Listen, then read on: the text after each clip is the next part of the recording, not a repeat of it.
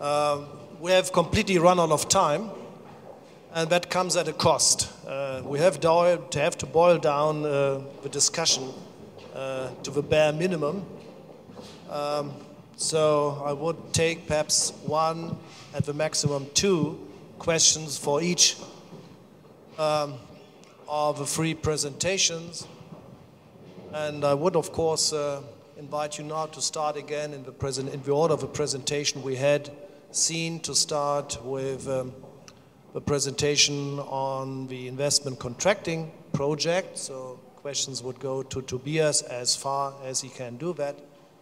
And first of all, I would like to invite you to comment or give questions. Yeah, I've one question to each of the projects. So the question to Ute Seela would be, it's a question. How exactly does this group of practitioners and researchers work? So I've still not got it completely. Could you give a few examples of how this group, which has been established, works in its daily, or on a daily basis? And question to Tobias, maybe you cannot answer it, but I nonetheless pose it.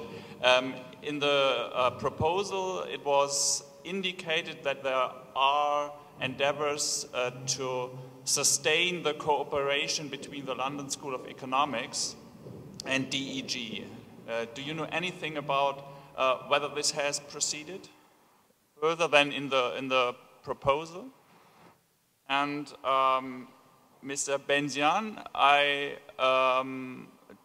out of curiosity, this first evaluation of the health outcomes of your project, you have a control group there.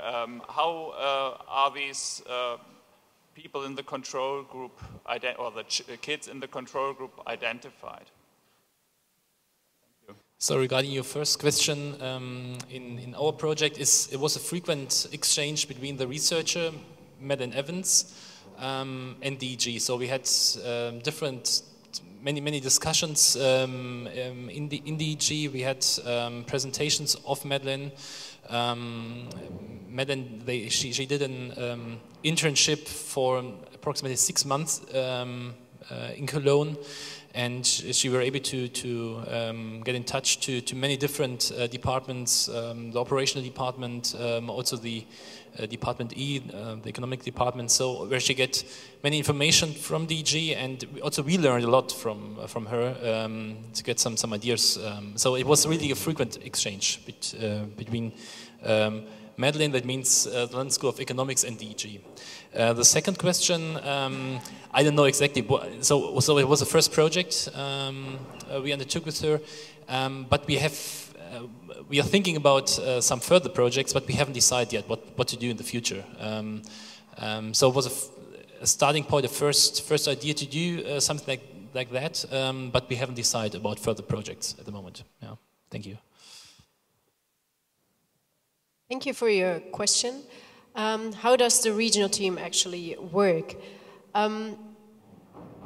Beyond the 3 responsibilities that I've already mentioned, like agenda setting, conducting part of the research and analysis, and trying to translate them into strategies, let me tell you that probably one of the most important moments when the regional team made a difference was at the outset of the program, because rather than coming from a stream of research or coming from an idea from a donor, it was a group of people from those 2 worlds, actually 3 worlds, because a representative of Hivos was also there, who sat together really starting from scratch, thinking like, if we all share the concern about what you may call fundamentalism, about Islamic radicalism, and if we share the observation that civil society has not been extremely effective in countering it, how can we join forces? What can we learn from research in order to do things better? So while the middle part, the doing the research, is not entirely together, it is very much in the agenda setting and in the strategic thinking of how to use the knowledge for practice. The part of doing the research and the analysis, well, in one of the books, all the members of the team have contributed an article, and it is not so much a publication in the academic sense as you might expect it. I guess that is natural, but it is a collection of different forms of knowledges, and we really believe that this is the thing that makes the program different to others and which makes it very relevant for practice. Thank you. I will first respond to your second question, which was about how does this health outcome study work with control groups and intervention groups. Of course, there's an ethical question behind. In health research and in this type of research, you cannot deprive a control group from the necessary treatment if treatment is available. So all of this study, of course, went through an ethical process, ethical approval process, locally and internationally. The control group in this case, the children are have the same socioeconomic and disease burden background. The difference between the groups is that the control group receives traditional school health program. So the program which has been part of the normal running of the Department of Education prior to the introduction of Fit for School. And they get a deworming program that is run by a company and another NGO. While the intervention groups, of course, gets the full package of the Fit for School program. Your other question, how is the daily work between research and practitioners? Of course, that's not a daily thing. It is an exchange and a consultation process that is certainly continuous, but it is at regular intervals and occasions where the different research groups and researchers and the experts meet with the practitioners. At the beginning, for example, as a practical illustration of, related to your question, we did a political analysis of the current situation in the Philippines. Who are the actors? What are the incentives that drive these actors to do certain things? And how can we modify these incentives so that they would buy into the new program?